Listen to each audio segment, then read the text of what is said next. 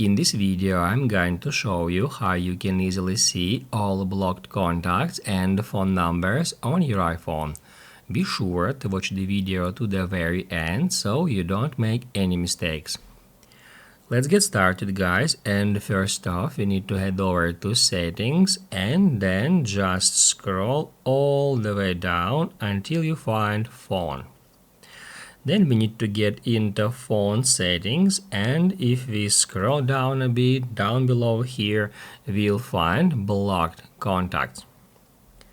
If we get into it, it will show us all the contacts, phone numbers and emails that we have blocked on our iPhone, and that's where we can find them, and also that's where we can add new contact. If we tap right here at add new, that will head over us to our contacts book, and then if we wanna block some user, we can easily do so.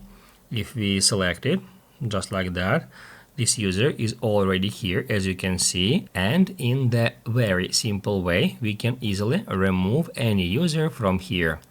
To do that, just swipe to the left and then hit unblock. Basically, guys, that's it. So if this video was helpful for you, don't forget to hit the like button.